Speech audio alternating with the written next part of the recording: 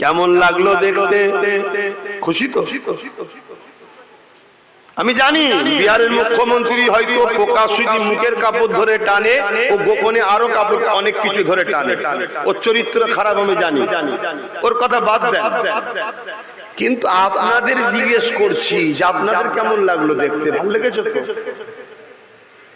বলেন বলেন। কেন? ও জানে যে যার মুখের কাপড় ধরে টানছি এ জাতির পুরুষরা সে ঈমান আর নেই যে ঈমান মোহাম্মদ বিন কাসেমের ছিল। একটা 18 বছরের যুবক এক নারীর উপরে জুলুম হয়েছিল, খবর পেয়ে পুরো আক্রমণ করে ছিলেন তিনি। তাহলে আজকে সেই জায়গায় আমরা এত মুসলমান থাকার পরও আজকে কোথায় যাচ্ছে? বলো বলো, ভাবো ভাবো। কে মাথা ঢাকবে, কে মুখ ঢাকবে, কে বুক ঢাকবে, কে আরো কিছু থাকবে, সেটা তার স্বাধীনতা। কেউ যদি প্রকাশ্য মুখ খুলতে পারে তার চরিত্রে আরো গোপনে অনেক কিছুই খুলতে পারে, এটা ভাবাটা স্বাভাবিক, তাই তো নাকি? কিন্তু সব কথা যাক, আমি আপনাকে প্রশ্ন করছি, এই অসভ্যতা এত মাথায় উঠলো কি করে? এতে কি আমাদের দোষ আছে? না না, শুধু বাংলাতে তো বলছি না, টোটাল মুসলিম সমাজকে বলছি, আমাদের দোষ আছে না না? এখনো শুধরান, এখনো সময় আছে। লাভ লসের রঙ্ক করে করে করে করে করে করে করে করেই তো জিন্দেগি শেষ করে দিলেন। অঙ্ক সব বন্ধ করুন, একটাই কথা যে আমার নয় আমি তার নয়, এই অঙ্ক করতে শিখো। সব সবার ঘর গুছিয়ে নিচ্ছে আর তুমি শুধু সবার ঘরের কাজ করে বেড়াচ্ছ।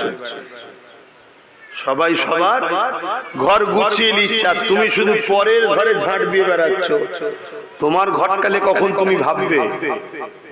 আমি বলবো না অন্যদের মতো জোর ঘর ভাঙো, ওর মেয়েটিকে তুলে নিয়ে আসো, যেমন বলছে, দেখছেন তো নাকি প্রকাশ্য মিডিয়াতে বলছে মুসলমানদের 10টা মেয়েকে তুলে নিয়ে আসতে পারলেই চাকরি পাবে।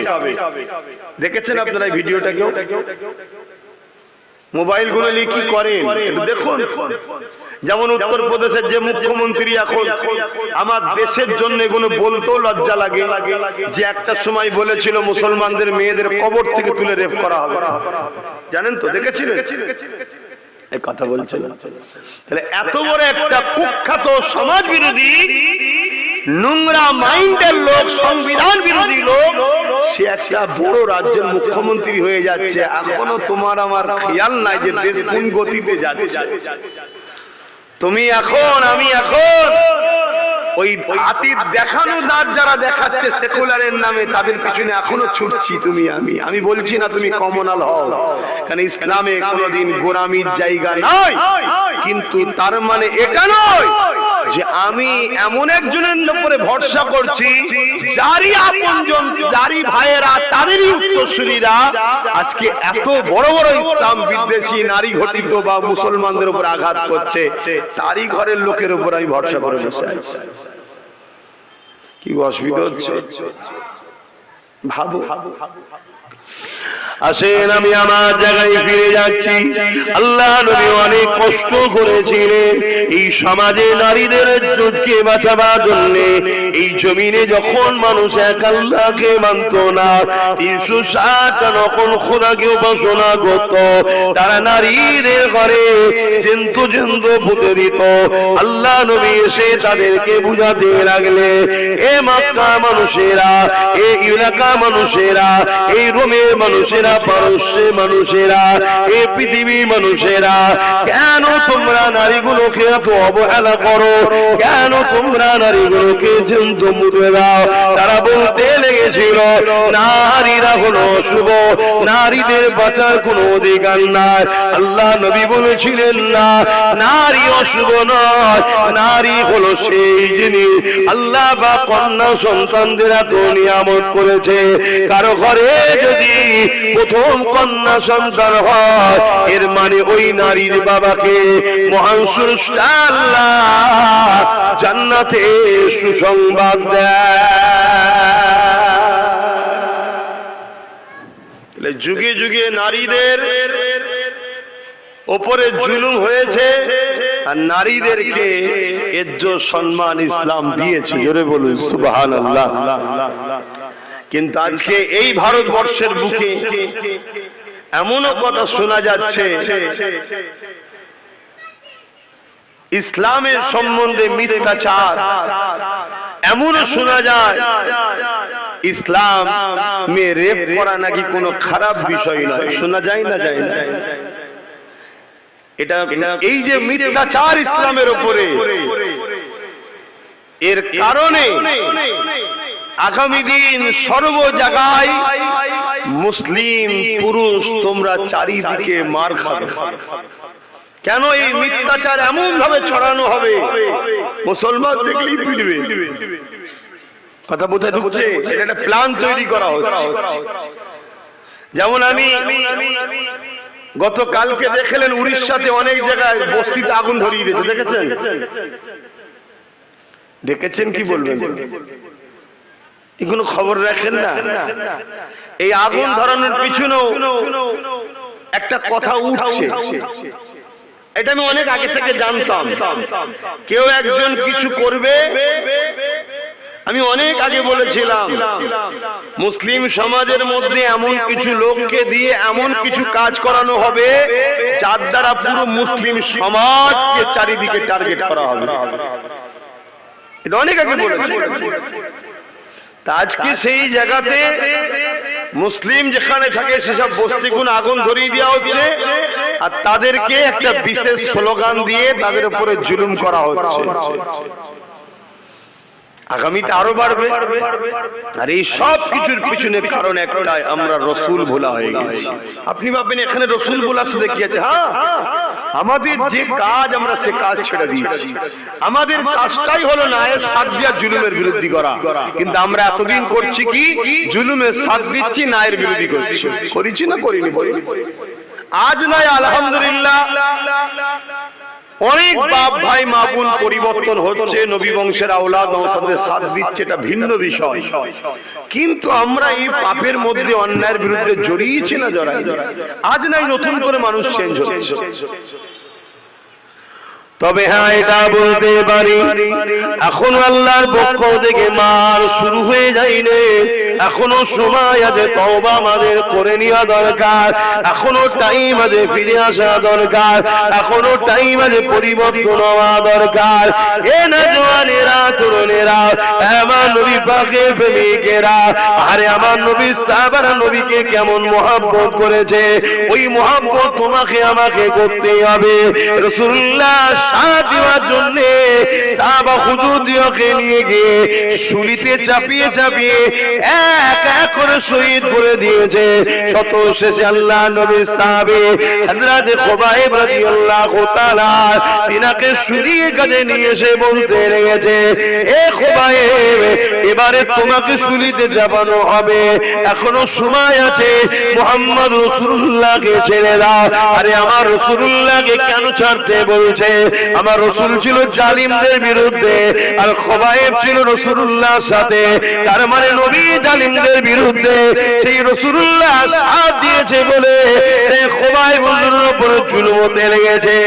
আর তোমাদেরকে বলে দিয়ে যাচ্ছি, তুমি আমি যদি ন্যায়ের পক্ষে সাথ দিই, ইনসাফের পক্ষে সাথ দিই, মানবতার পক্ষে সাথ দিই, গরিবের পক্ষে সাথ দিই, এক কথায় নবীর গোলাম হিসাবে আমি আব্বাস সিদ্দিক যে লড়াইয়ে নাম নিয়েছি, ওই লড়াইয়ে যদি তুমি সাথ দাও, তোমার উপর জুলুম অত্যাচার হবে, কিন্তু এই জুলুমকে তোমাকে সহ্য করতে হবে। এই জুলুম থেকে খাবলে গেলে হবে না, এই জুলুম থেকে পিছিয়ে গেলে হবে না। না, কেননা প্রত্যেকটা অন্ধকারের পরে অবশ্যই একটা আলো রয়েছে। রাত হয়েছে বলে ঘাবড়ে গেলে হবে না, অপেক্ষা করো, সময় আসলে অবশ্যই আলো ফুটবে, দিন হবে।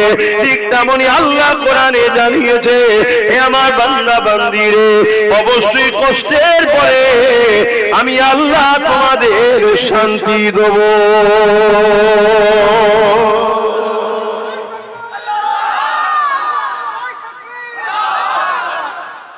তার জন্য তো মজবুত হয়ে দাঁড়াতে হবে, ঘাবড়ে গেলে হবে?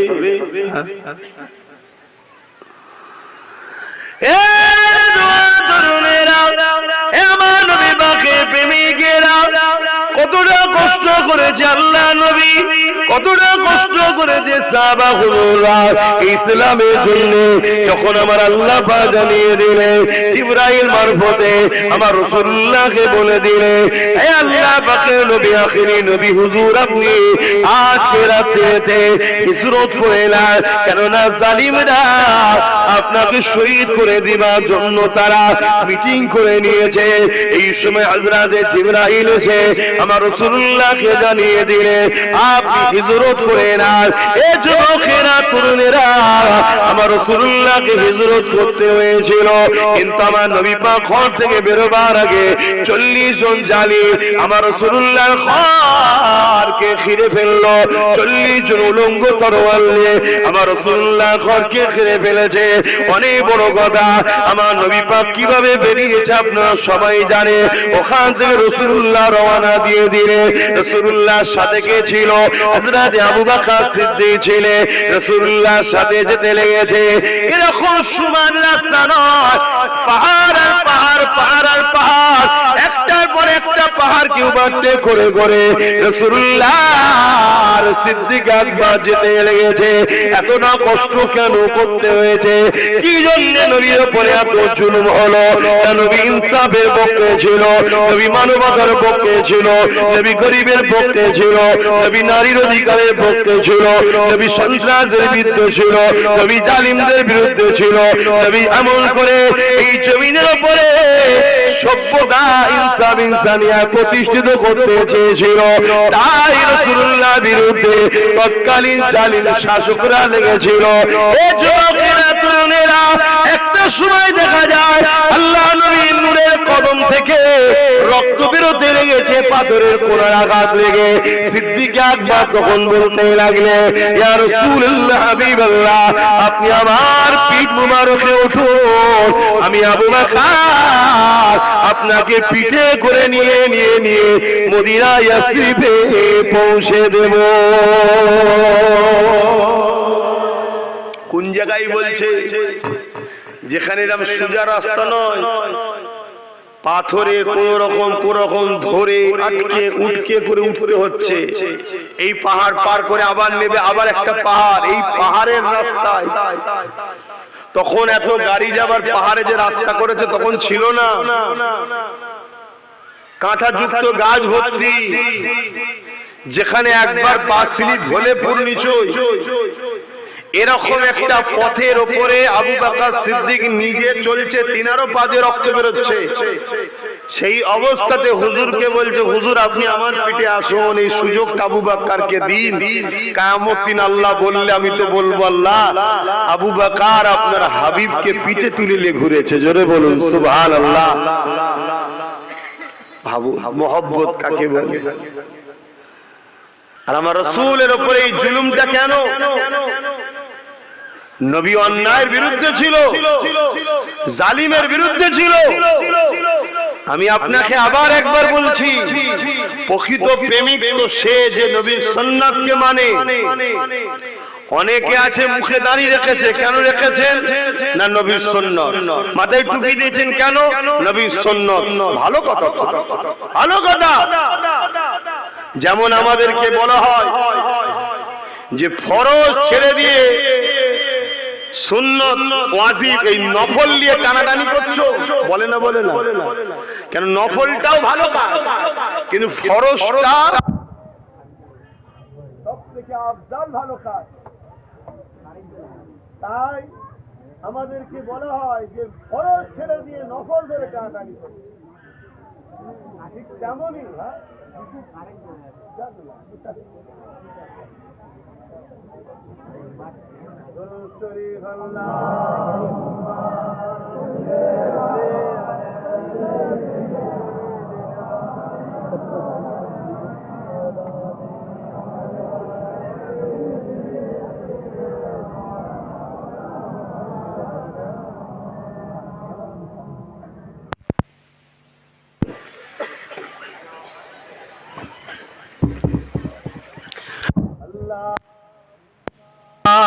সাল্লি আলা পড়েন ওয়ালা আলি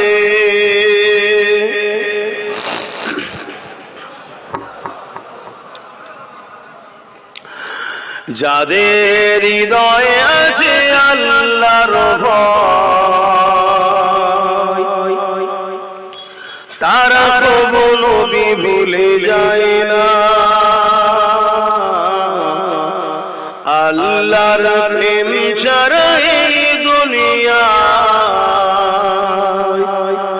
কারো কাছে কোনো কিছু চাই না। যাদের হৃদয়ে আছে আল্লাহর ভয় তারা কবু নবী ভুলে যায় না, আল্লাহ প্রেম ছাড়া এই দুনিয়ায় কারো কাছে কোনো কিছু চাই না। রাতের আঁধারে যারা সিজদাতে রয় দু চোখের স্রোতে নদী যেন বয়, রাতের আঁধারে যারা সিজদাতে রয় দু চোখের স্রোতে নদী যেন বয়, চলো না ঘাচানি যত আসো, চলো না ঘাচানি যত আসো, পিছনে ফিরো তাকায় না। যাদের হৃদয়ে আছে আল্লাহর ভয় তারা কবু নবী ভুলে যায় না, আল্লাহ প্রেম ছাড়া এই দুনিয়ায় কারো কাছে কোনো কিছু চাই না। দিন কায়েমের পথে যারা অবিচল তারা হলো আল্লাহর প্রিয়জন, দিন কায়েমের পথে যারা অবিচল তারা হলো আল্লাহর প্রিয়জন, বাতিলের কাছে যারা হার মানে না, বাতিলের কাছে যারা হার মানে না, সংগ্রাম করে যায় অমরণ। যাদের হৃদয়ে আছে আল্লাহর ভয় তারা কবু নবী ভুলে যায় না, আল্লাহ প্রেম ছাড়া এই দুনিয়া কারো কাছে কোনো কিছু চাই না। রাতে আঁধারে যারা সিজদাতে রয় দু চোখের স্রোতে নদী যেন বয়, রাতের আঁধারে যারা সিজদাতে রয় দু চোখের স্রোতে নদী যেন বয়, চলো না ঘাচানি যত আসো, চলো না ঘাচানি যত আসো, পিছনে ফিরো তাকায় না। যাদের হৃদয়ে আছে আল্লাহর ভয় তারা কবু নবী ভুলে যায় না। আল্লাহুম্মা সাল্লি আলা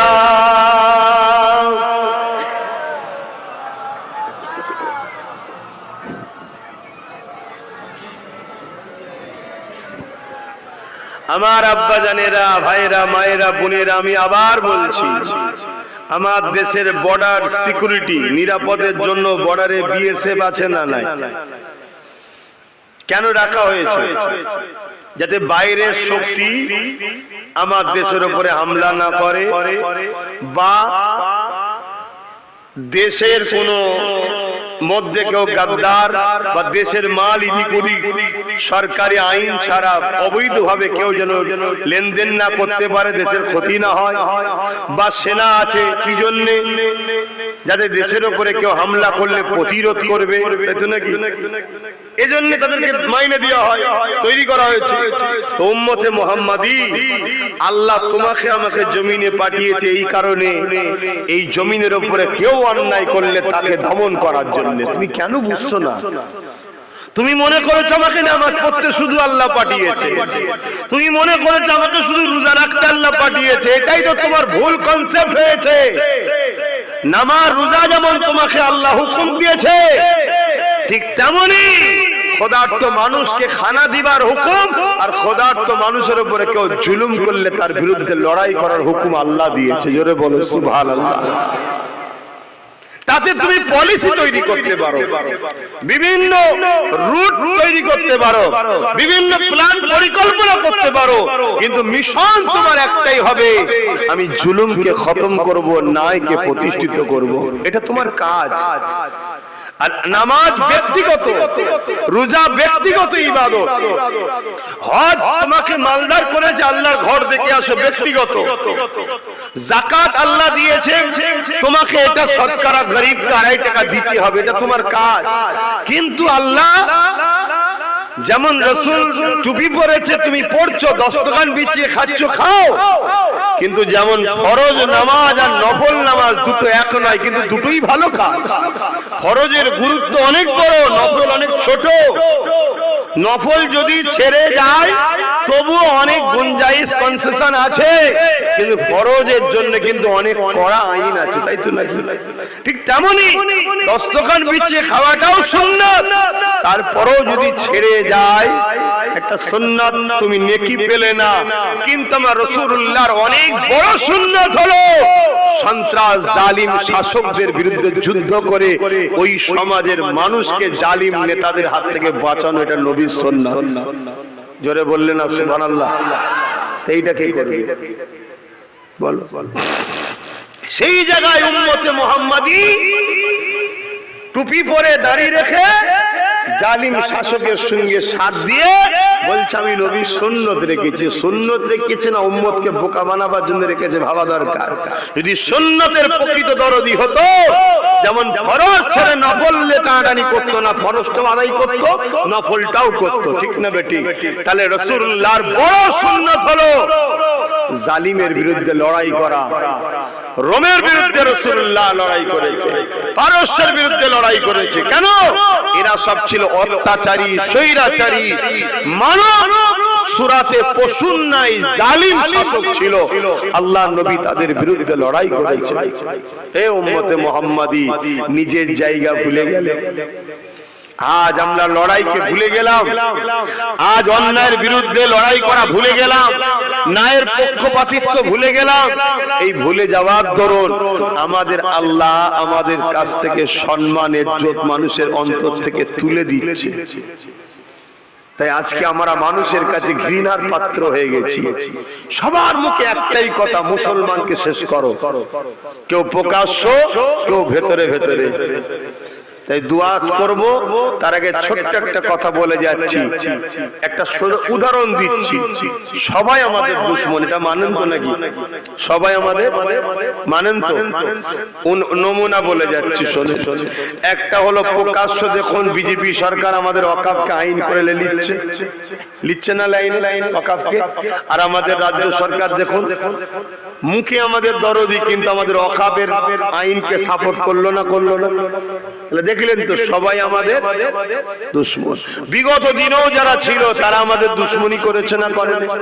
কথা বলুন, হ্যাঁ কি না বলুন? সব সুযোগ সন্ধানী, আমরা বুঝে উঠতে পারলাম না। তো যাই হোক, এই শীতের বেলায় সময় তো কম, বেশি কথা আর বলতে পারছি না, এতটুকুই বললাম। এখন সালাম দেবো, একটুখানি দোয়া করব। যেসব ভাইগুলো দাঁড়িয়ে আছেন যদি আমাদের হয় কমসে কম দোয়াতে একটু ভেতরে ঢুকে আসবেন। জানি একটু শরীক হন, সালাম পড়ি, ইয়া নবী সালাম।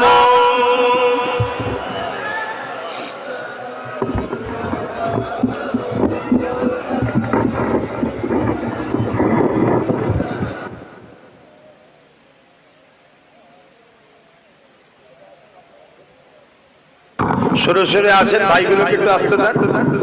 আর তো 10 মিনিট 15 মিনিট সময় আছে, একসাথে বসে কমসে কম দুয়াই শরীক হন।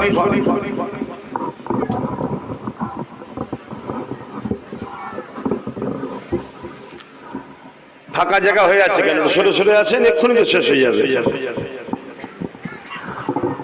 কমসে কম দোয়াটা সবাই এক জায়গায় বসে চাইবে। তাহলে البدر علينا من سنيات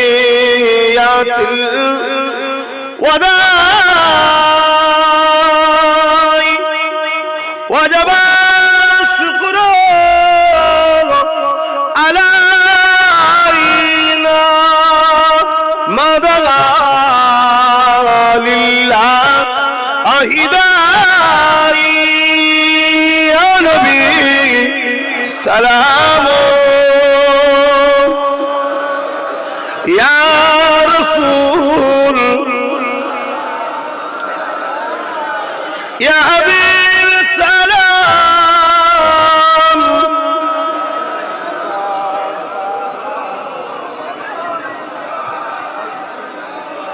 পড়িলো আল্লাহ আরো বাণী পোহালো দুঃখে এ রজনী হইল জগৎ অনুরানী আমিনার নয়নের মনি ইয়া নবী সালাম ইয়া রাসূল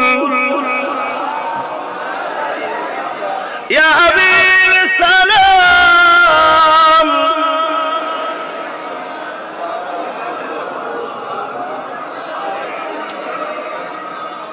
তোমরা ওই কজন উপরে রয়ে গেলে কেন? একই কথা, সবাই নেবে এলো, তোমরা ওই কজন রয়ে গেল। তাহলে চিন্তা করো, তোমরা যদি আমাদের কথা না শোনো, এটা আমাদের ক্ষতি না তোমাদের ক্ষতি? কোনটা মনে হচ্ছে? আমার ক্ষতি হবে মনে হচ্ছে? তোমাদের ক্ষতি হবে। আমার কি সমস্যা? প্রত্যেকটা ক্ষেত্রে মনে রেখে দিও, তোমাদেরকে বাঁচাবার চেষ্টা করছি। কেন চেষ্টা করছি? আমরা তোমার নবীর বংশের আওলাদ, তোমরা আমার নবীর উম্মত। তোমাদের জন্য আমার রাসূল আজও কাঁদছে, আমারও জন্য কাঁদছে। সেই নবীর উম্মতকে বাঁচাবার চেষ্টা করছি যাতে হুজুর আমার উপরে খুশি হয়। বুঝার চেষ্টা কর, সরে যেও না। সকলে গায়ে গায়ে বসে খুনি দোয়া হবে। দরুদ শরীফ আল্লাহ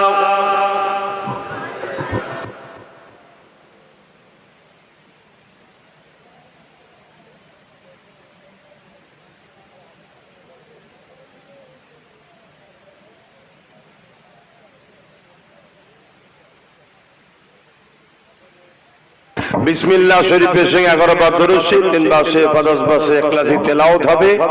এবং পাশাপাশি একটা ছোট্ট কথা, এই মাহফিলে এসেছেন, আল্লাহ এই মাহফিলকে কবুল করেন। ছেলেরা যাচ্ছে, যার যা খুশি একটু শরীক হন। ছেলেরা যাচ্ছে, যার যা খুশি একটু শরীক হন। আর বাকি তেলাওয়াত করেন সবাই। এখনই দোয়া হবে, কেন নামাজ আছে 4:30 মধ্যে শেষ হবে, তারপরে নামাজ আদায় হবে ইনশাআল্লাহ।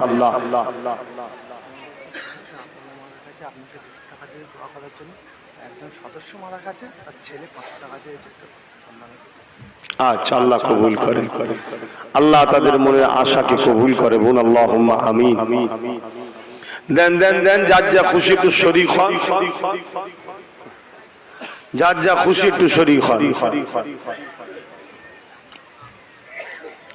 বিসমিল্লাহির রহমানির রহিম। এই যে আপনাদের ঘরে বললাম আপনারা সবাই চলে আসলেন, এইটা কতটা যে আপনারা নিজেদের উপকার করলেন এটা আপনারা নিজেরা বুঝতে পারছেন না। যখন মুসলমান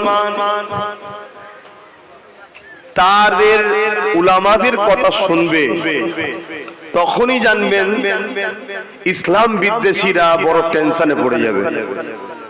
কথা বুঝছেন তো? কিন্তু এটা আপনারা সবাই তো বোঝেন না যে দেখো ওদের উলামারা ডাকলো সঙ্গে সঙ্গে চলে গেল। এই জিনিসটা জালিমদের ঘরে কিন্তু ঘাবড়ায়, ভয় খাওয়ায়।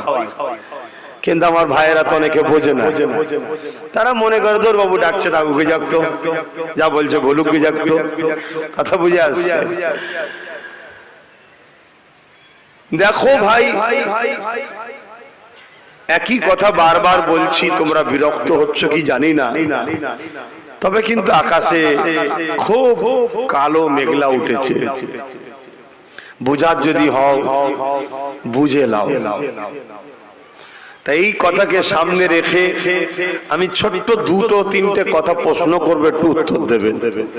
কেউ মসজিদ ভাঙছে, মাদ্রাসা ভাঙছে, কবরস্থান ঈদগাহকে ভাঙছে, তার যদি তুমি সাথ দাও, তুমি কি মসজিদ মাদ্রাসা কবরস্থান ঈদগাহর দুশমন না বন্ধু? জোরে বলো। আর যে মসজিদ মাদ্রাসার দুশমন হয় তার মধ্যে ঈমান থাকে? দ্বিতীয় নম্বর কথা, তোমার বাপ দাদুর কবর কেউ বাঁচাতে চাইছে, কেউ বিক্রি করে দিতে চাইছে। যে বাঁচাতে চাইছে সে তোমার দুশমন, না যে বিক্রি করে দিতে চাইছে সে দুশমন? তাহলে তুমি তো এতটুকু বোঝো যে কে দুশমন কে আপন। তাহলে দুশমনের সাথ দিয়ে নিজের মুরব্বীদের কবরগুলোর উপরে সিনেমা হল, মদের আড্ডা, বার, থিয়েটার হল তৈরি করো না। নিশ্চয়ই আপনারা জানেন এই কথাটা সর্ব জায়গায় আমি বলি, কেন এটা আমার ইমানি দায়িত্ব বলার। একবার না 1 কোটিবার যদি আল্লাহ বলার সুযোগ দেয় 1 কোটিবার বলবো। কেন্দ্র সরকার একটা আইন করেছে, যে আইন দ্বারা মুসলমানদের ওয়াকফ সম্পদকে নিতে চাইছে। যেমন মুসলমানদের ওয়াকফ আছে, হিন্দু ভাইদেরও সম্পদ আছে, দেওবত্ত সম্পদ, আরো অনেক ধর্মের আছে, তাদের সবটা নিজ নিজ দায়িত্বে সব যেমন ছিল থাকবে। শুধু মুসলমানদের সম্পদটাকে কেড়ে নিচ্ছে। এই কেড়ে নিবার কারণ মুসলমানদের হয়ে বলার কেউ নেই, এক। দ্বিতীয় নম্বর কথা, ভারতবর্ষে একটা মহল তৈরি করা হচ্ছে যেখানে মুসলমানদেরকে দ্বিতীয় ক্যাটাগরির নাগরিক গোলাম হিসাবে রাখবে। যারা গোলাম হিসাবে থাকতে পারবে না তাদেরকে হয় মেরে দেবে, না হয় তাড়িয়ে দেবে, দুটোর মধ্যে একটা। এই সব কিছুর পিছনে রাগ হচ্ছে একটাই, কেন ইসলামের আলোর কাছে অনেক ভণ্ডের ভণ্ডমি শেষ হয়ে যাচ্ছে, তাই অন্য কিছু রাগ নয়। তো এইরকম একটা জায়গায় দাঁড়িয়ে থেকে আমি আপনাদের জিজ্ঞেস করছি, আপনারা বলবেন কেউ যদি বিজেপিকে সাথ দেয়, সাপোর্ট করে, ভোট দেয়, তাহলে বিজেপিকে শক্তিশালী করলো ভোট দেওয়া মানে? তার মানে মসজিদ মাদ্রাসাকে সে ভাঙুক, আপনি সাপোর্ট করলেন, তাহলে তার কি ঈমান থাকবে? ঠিক তেমনি সেই বিজেপির আইনকে যে রাজ্য সরকার মেনে নিয়েছে, তাহলে সেই রাজ্য সরকারকে কেউ যদি ভোট দেয় তার কি ঈমান থাকবে মনে হয়? তাহলে এই জায়গায় দাঁড়িয়ে থেকে আমি আপনাদের পীরের আওলাদ হিসাবে, নবীর ঘরের সন্তান হিসাবে, নবীর উম্মতকে সঠিক অন্যায় থেকে যেমন বাঁচাবার দায়িত্ব, ন্যায়ের পক্ষ রাস্তাটা দেখাবার দায়িত্ব আছে না নাই? তাই আমাকে কারা সন্তান ও ভাইয়ের মতো ভালোবাসেন একটু হাত তুলে দেখান। বিশ্বাস করেন? হাত লম্বা করে তুলবেন। বিশ্বাস করেন? আলহামদুলিল্লাহ। যারা হাত তুলেছেন তাদের উদ্দেশ্যে হাত নামান। তাদের উদ্দেশ্যে বলছি, আমাদের রাজনীতির পাওয়ার দরকার আছে, আছে না নাই? তাই আমার ছোট ভাই নওশাদ রাজনীতি করছে, আমি এইদিকে আছি, ও ওইদিকে আছে। আপনাদেরকে খুলে আম বলছি, আপনারা ওর সাথ দেবেন। আমার কথা রাখতে পারবেন? আল্লাহকে সাক্ষী রেখে বলুন, রাখতে পারবেন? কথা দিচ্ছেন তো? হাত লম্বা করুন যারা হাত তুলতে পারবেন, আমাকে যারা ভালোবাসেন হাত না বান। তো ভালোবাসার মানুষকে বলার অধিকার আছে না? না, বাস। বাকি কে কি করবে যে যার কবরে জবাব দেবে। কথা বুঝে আসছে? এটা আপনাদেরকে বলে গেলাম। কেন? আমি আবার একবার বলে যাচ্ছি, কেন্দ্র সরকারকে ভোট দেওয়াটাও হারাম, রাজ্য সরকারকেও ভোট দেওয়াটা হারাম। কেন? এরা উভয়ে টাকার ইপিট উপিট, এরা ওয়াকাফকে শেষ করে দিচ্ছে, ওবিসি কে শেষ করে দিচ্ছে। ও প্রকাশ্য মুসলমানকে মিটাতে চাইছে, আর এ মুসলমানকে পিছন থেকে বেঁধে রেখে আস্তে আস্তে আস্তে আস্তে শেষ করে দিতে চাইছে। কেন? পশ্চিম বাংলায় মুসলমানদের সংখ্যাটা একটু বেশি, তো এই জন্য পশ্চিম বাংলায় ডাইরেক্ট যদি এসে আমাদেরকে অ্যাটাক করে অসুবিধা আছে। এজন্য প্রথমে হারাম টারাম খাইয়ে আমাদেরকে দুর্বল করেছে। সময় হয়তো এসেছে, এবার ওকে নিয়ে চলে আসবে। কথা বুঝে আসছে? হারাম খাদ্য আমাদের ঈমানকে দুর্বল করে, আর 1 কোটি লাশ যেমন কোনো কাজে লাগে না, বেঈমান মুসলমান কোনো কাজে আসে না। কথা মাথায় ঢুকলো? পশ্চিম বাংলার ভৌগোলিক পরিস্থিতি অন্য জায়গার ভৌগোলিক পরিস্থিতি আলাদা। এই পশ্চিম বাংলায় একটুখানি বুঝে বুঝে ওই মানে দেখাবো এক করবো এক, এরকম সেকুলার দিয়েই আমাদেরকে শেষ করবে। এই জায়গায় আমি আপনাদেরকে বলবো, কে ভালো কে খারাপ দেখার দরকার নেই। নবীর বংশের আওলাদ নওশাদ সিদ্দিকী রাজনীতি করছে, রাসূলও বলেছে কুরাইশ বংশের ঝান্ডার তলায় তোমরা থাকো, তোমরা ওর সাথ দিও। যারা আমাকে ভালোবাসেন বলার অধিকার আছে না? নাই? আমার ভালোবাসার মানুষকে বললাম, আল্লাহ যদি ওকে ক্ষমতায় আনে, সেই জায়গায় যদি পৌঁছায়, কোনো সুবিধা অসুবিধা হলে আমি জুম্মার দিন দরবারে থাকি, আমার কাছে যাবেন। আমি আপনাদের পাশে ছিলাম, আছি, থাকবো। কিন্তু মনে রাখবেন, ফাইসাল্লাহ আল্লাহর হাতে।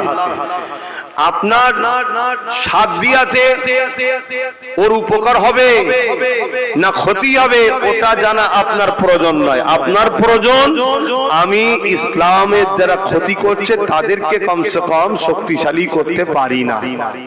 কথা মাথায় ঢুকছে? অনেক ভাই বলবে রাজনীতি আলাদা, ধর্ম আলাদা।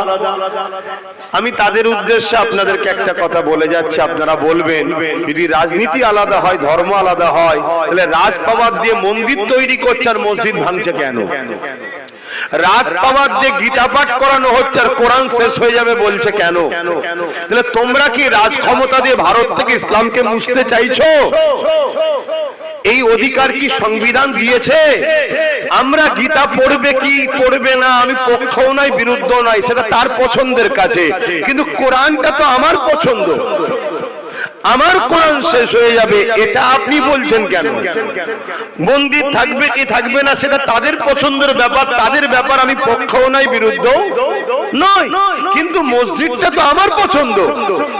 তুমি রাজকোষের টাকা, যেটা আমাদেরও অর্থ আছে, ট্যাক্সের টাকায় অর্থ আছে না? নাই। জগন্নাথ মন্দির করলে এটা কি সরকারের কাজ? হিন্দু ভাইদের কাজ, তারা তাদের ধর্ম করবে। কথা 1 টাকা না 1 লক্ষ জগন্নাথ মন্দির হিন্দুরা করতে পারে, আমার কোনো পক্ষে বিপক্ষে কোনো কথা নেই। কিন্তু আমি যে ট্যাক্স দিয়েছি, আমার ট্যাক্সের টাকা তো তুমি দীঘায় মন্দির করলে, তারপরেও চলো তর্ক ঝগড়ায় যাচ্ছি না। উপরন্তু রাজার হাটে আমার মসজিদের জায়গা তুমি জোর করে হিটকোকে দিয়ে দিচ্ছ কেন? তাহলে তোমাদের লক্ষ্য ওটাই, যে লক্ষ্যটা বিজেপি ভারত থেকে ইসলামকে মুক্ত করতে চাইছে, যেটা আরএসএস এর এজেন্ডা। আর তুমিও বলেছিলে আরএসএস ভালো, বিজেপি খারাপ। মনে পড়ছে তো নাকি? এবারে এই কথাগুলো তোমরা শুনে নেবে কি না নেবে আবার বলছি, তোমাদের ব্যাপার। কিন্তু আমার বলা দায়িত্ব আছে না? না, আমি বলবো। এবার এই বলতে কি যদি আমার বাধায় কেউ আসে, তার সাথে প্রয়োজন আমি যুদ্ধ করতেও রাজি আছি। ওপেন কথা বলে যাচ্ছি, কেন আমার ইসলাম আমাকে ইজাজত দিয়েছে, আমার সংবিধান আমাকে রাইট দিয়েছে। এর বিরুদ্ধে যে দাঁড়াবে, সে মোদি হোক আর দিদি হোক, কোনো বেটাকে ছাড়বো না, তার বিরুদ্ধে লড়াই করবো। কথা মাথায় ঢুকলো?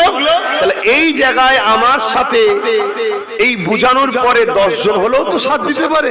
কালকে 10টা 20 হতে পারে, তো 20টা একদিন 1 লাখ হতে পারে, তো 1 লাখটা একদিন 10 লাখ, 10 লাখটা একদিন 1 কোটি হতে পারে না? পারে না? একদিন বিপ্লব অবশ্যই ঘটতে পারে, কারণ ইতিহাস তো এইভাবেই ঘটে। তাই আমি আরো একবার বলছি, আমাকে বিশ্বাস রেখে আমি যে কথা বললাম আমার ছোট ভাইকে রাজনীতির বিষয়ে ধর্মের বিষয়ে তো আমার সাথে আপনারা আছেন, আমার আরো বাপ ভাইদের সঙ্গে আছেন, রাজনীতির বিষয়ে আপনারা নওশাদের সাথ দিতে রাজি আছেন? হাত তুলে বলুন, দিতে রাজি আছেন? আলহামদুলিল্লাহ। এবারে বলতে পারেন জলসাতে কথা বলছেন কেন? নেতারা যখন রাজনীতি ছেড়ে দিয়ে ধর্ম মিটাতে নাবে ধর্মগুরুদের, তখন ধর্মের জায়গা থেকেই তো বলতে হবে। আমরা তো আমাদের তো জায়গা এইটাই, ঠিক তো নাকি? আমাদের তো অন্য জায়গা নেই, এই জায়গা থেকেই তো বলতে হবে। ইমাম তো মসজিদ থেকেই বলবে যে দেখো, যদি তোমরা না নিজেদের রাজ পাওয়ার তৈরি করো, যদি তোমরা 60, 70, 80, 90, 100টা নিজেরা এমএলএ না বানাতে পারো, তাহলে তোমরা শেষ হয়ে যাবে। আর তোমরা যদি 60, 70, 100টা এমএলএ বানাতে পারো, বাকি যা থাকবে 194, বাকি সব ভাগ বাটোয়ারা করে লিগে যা তোরা। তারপরে যেই সরকার করুক আমাদেরকে সাথে নিয়ে করতে হবে। আর আমরা যখন কোন সরকারের পার্টনারে থাকবো, সাথে থাকবো, আমাদেরকে কেউ মিটাতে পারবে? 215টা দিয়েছো, 215টাই মমতার, আমাদের নয়। কিন্তু আজকে যদি ওই জায়গায় 100টা আমাদের থাকতো আর 115টা যদি ওর থাকতো, তাহলে একসাথে দল করতে হতো। তাহলে এই যে চেয়ারে বসে আছি, 4টে পায়া, 3টে ওর থাকে, একটা আমাদের থাকলে ওই চেয়ারে বসে বলতে পারতো দিল্লি চলে যাও। এই জন্য আপনাদেরকে বোঝাচ্ছি। আর একটা শেষ কথা, আমার ভয় হচ্ছে, আমি তো চারিদিকে গিয়ে যেটা দেখছি, শুধু মুসলমান নয়, অমুসলিমরাও নওশাদের সাথে সাথ দিচ্ছে। আর রাজনীতির নেতা এমনই হওয়া দরকার যে শুধু মুসলমানের নয়, জনগণের হবে, যেটা নওশাদের মধ্যে আছে দেখছি। কথা বুঝে আসছে? আমি কিন্তু একটা ধর্মগুরু হিসেবে কথা বলছি, কথা বুঝে আসছে তো নাকি? কিন্তু ও রাজনীতি হিসাবে ওর মধ্যে সর্বধর্মের মানুষের জন্য লড়াই করছে না করে না? ওটাই হওয়া উচিত, ওটাই হওয়া উচিত। কেন? জনপ্রতিনিধি জনগণের, ধর্মগুরু ধর্মের লোকের, ঠিক না বেঠিক? হ্যাঁ। তো সেই জায়গায় আজকে অমুসলিমরাও তার সাথ দিচ্ছে। এই যে সবাই ওর সাথে ছুটছে, তো এইটা কিন্তু কেউ ভালো নজরে নিচ্ছে না, কেউ ভালো নজরে নিচ্ছে না যে একটা মুসলিম ছেলে সর্বধর্মের মানুষের নেতা হবে। এটা কিন্তু ভালো নজরে কেউ বলবেন তো লিখছে না। তাই আমার ভয় হয়, হয়তো দেখা যাবে আগামী দিন যাতে ওকে ডাউন করা যায়, এর জন্য অনেক ছোট ছোট মুসলমানদের মধ্যে থেকেই আবার দল করিয়ে দেবে। এলে তুই কিছু টাকা লিজে একটা দল করলে, এলে তুই লিজা, শুনছেন তো নাকি? কেন? যাতে করে আমরা টুকরো টুকরো হয়ে যাই। টুকরো টুকরো হয়ে গেলে ক্ষতিটা আমাদেরই হবে। এরকম লুবি মুসলমান আছে না নাই? বলুন, আছে না নাই? একটু সাবধান হন। সময় এলে আপনাদেরকে বলবো। একটা কথা বলছি, একটা কথা বলছি, আবেগে হুঁশ হারিয়ে ফেলো না, জোশ আনো, হুঁশ হারিয়ে নয়। আমরা বড় আবেগী, এই আবেগের জ্বালায় আজকে মুর্শিদাবাদের লোক যেখানে দেখছে সেখানে পিটছে। মুর্শিদাবাদের লোকে দেখার খোঁজ লাও একটু চারিদিকে, শুনছেন তো নাকি? অতএব একটু বুঝে বুঝে পা ফেলো। আল্লাহ রসুল বলছে, কেউ পরিবর্তন হয়েছে চট করে বিশ্বাস করতে যেও না, আগে তাকে দেখো। পাহাড় সরে গেছে বিশ্বাস করো, কেউ পরিবর্তন হয়েছে বিশ্বাস চট করে করো না। আমি কারো নিন্দা করছি না, কিন্তু রাসূলুল্লাহর হাদিসটাকেও মাথায় রাখা দরকার আছে না নাই? কেন আমাদেরকে দেখতে হবে? হঠাৎ করে একটা লোক এখানে ওখানে ওখানে ওখানে চারিদিকে ডাল দিয়ে ঘুরে হঠাৎ করে সে এসে বলল আমি মুসলমানদের দরদি, একটু আমাদের ভাবা দরকার আছে না নাই?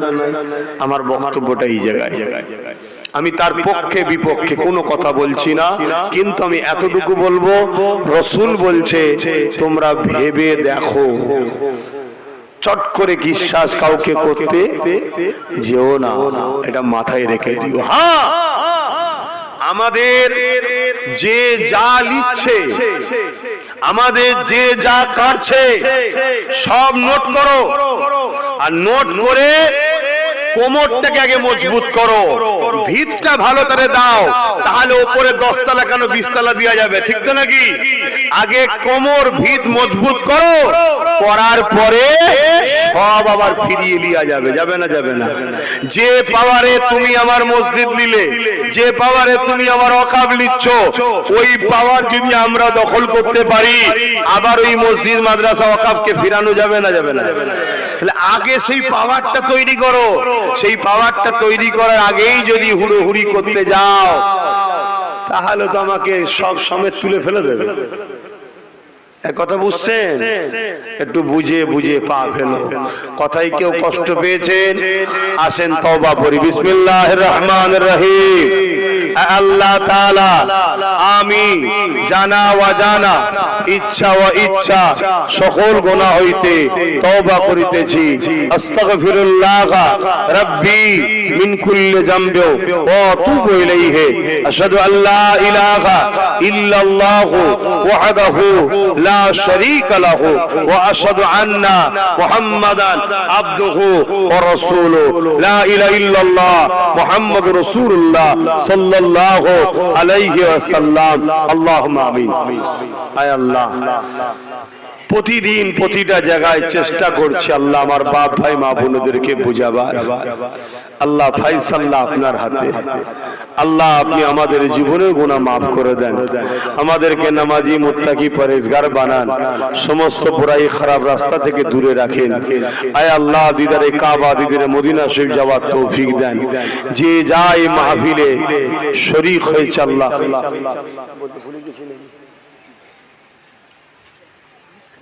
বলা হয় যে যা শরীক হয়েছে আল্লাহ আপনি কবুল করে নেন। আল্লাহ এসব মিলে কিছু সব দেন, আমার নূর নবী দরবারে সব পৌঁছে দেন। তামাম ওলি গৌস কুতুব সাহাদা সালেহ আরবিল্লাহ সব খানা পৌঁছে দেন। আয় আল্লাহ, আল্লাহ আপনি আমাদেরকে মাফ করেন। আল্লাহ একটা বার আপনি আমাদের ক্ষমা করে দেন। আল্লাহ নিজেদের পায়ে আমাদেরকে দাঁড়াবার তৌফিক দান করুন। আল্লাহ আয় আল্লাহ আমাদের প্রত্যেকের জীবনের গুনাহ খাতা মাফ করে দিন। প্রতিটা মা বোনের সংসারে শান্তি দেন। আল্লাহ আল্লাহ আমার লাখো লাখো ভাই পরিবর্তন হচ্ছে, আল্লাহ তাদেরকে প্রকৃত পরিবর্তন হওয়ার তৌফিক দান করুন। আল্লাহ যারা প্রকৃত পরিবর্তন হবে তাদেরকে কামিয়াবিও দেবেন। আল্লাহ আর কেউ যদি ধোঁকা দিবার নামে পরিবর্তন হয়, তার চক্রান্ত থেকে মানুষকে বাঁচাবার তৌফিক দান করুন। আল্লাহ আল্লাহ মানুষকে হেফাজত করেন। আল্লাহ হাবিবের খাতির রহমত করে দয়া করে মেহেরবানি করে নিজ গুণে আমাদের প্রত্যেককে সাহায্য করুন। আল্লাহ আল্লাহ আমাদের প্রত্যেকের রহমত করুন। আল্লাহ নামাজের জন্য দোয়া ছোট করছে, আল্লাহ আপনি কবুল করেন। আমিন আমিন। লা ইলাহা ইল্লাল্লাহু মুহাম্মাদুর রাসূলুল্লাহ।